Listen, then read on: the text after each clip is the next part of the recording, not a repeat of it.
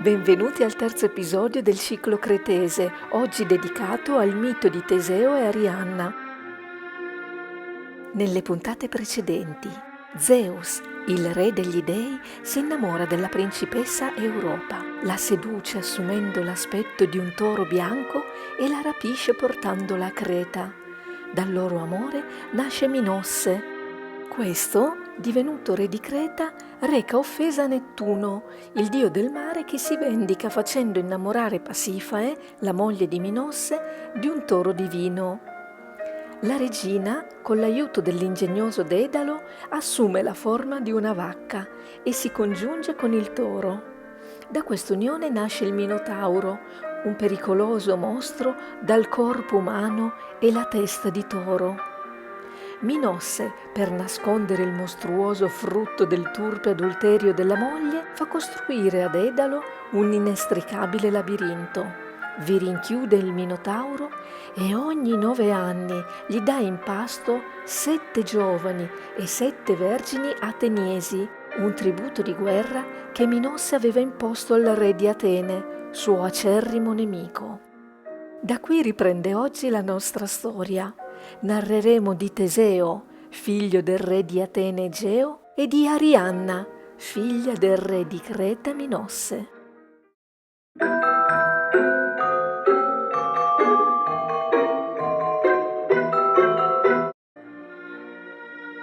Per ben 2 volte il mostro mezzo toro e mezzo uomo si nutrì dei migliori giovani e delle più belle vergini di Atene. Il sorteggio delle vittime ricorreva ogni 9 anni, ma quando si verificò la terza volta, un valoroso principe si offrì di andare a Creta. Era Teseo, figlio di Egeo, re di Atene. Il prode Teseo vuole uccidere il Minotauro e liberare così l'amata Atene dall'orribile tributo. Il bel principe, prima di imbarcarsi per la missione che gloria o morte poteva recargli, volge le sue preghiere alla divina Venere e la dea dell'amore affida al diletto figlio Cupido il compito di proteggere Teseo.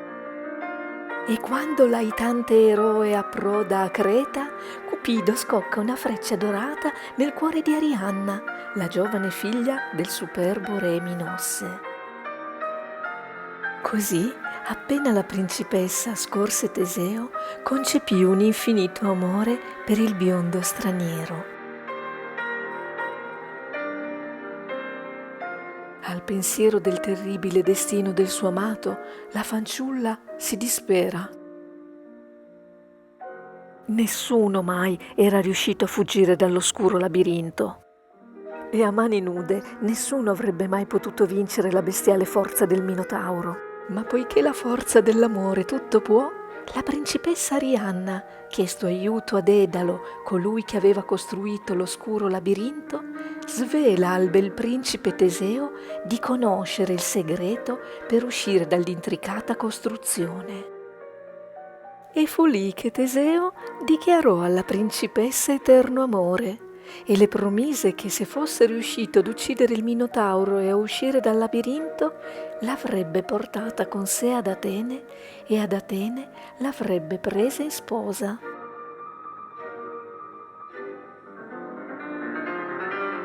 Allora la principessa Arianna consegna al suo innamorato una spada e un gomitolo di filo. Il giovane, svolgendo il filo di Arianna, si addentra nel labirinto. Scorge il terribile Minotauro che invano scaglia le corna ai venti. Teseo con forza indomita lo tiene fermo e con la spada di Arianna trapassa il mostro e lo abbatte.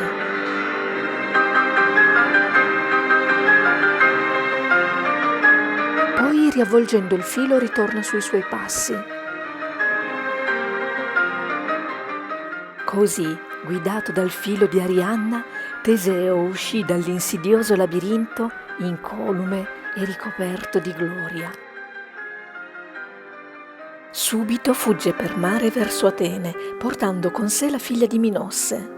Ma lungo la via la nave fa scalo sull'isola di Nasso e mentre Arianna, illanguidita dal sonno, si addormenta, Teseo presto salpa sulla nave veloce e crudelmente abbandona l'amante sulle schiumose rive di Nasso.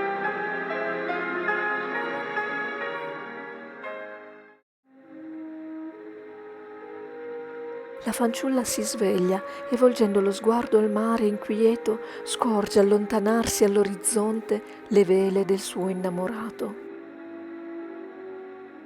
Disperata corre incontro alle onde gridando: «Teseo, volgi la nave! Teseo, torna a prendermi!»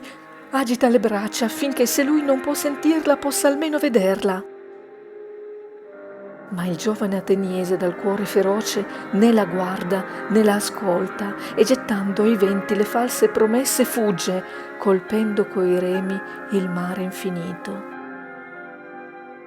Quando la nave è ormai lontana, Arianna, scossa da singhiozzi e battendosi il petto, così si lamenta: «Ah, ingenua! Che sete avevo delle tue dolci parole, Teseo, e come bevvi i giuramenti d'eterno amore che, solo per raggiungere il tuo scopo di gloria, mi facesti con suadente voce. E ora che vittorioso torni in patria porti i giuramenti traditi.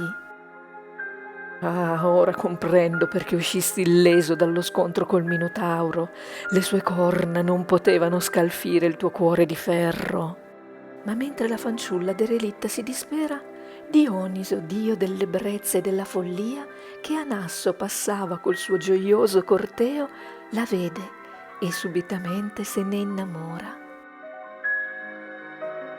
Arianna, sconvolta dal dolore, perde il senno ed è così che a Dioniso ella piacque.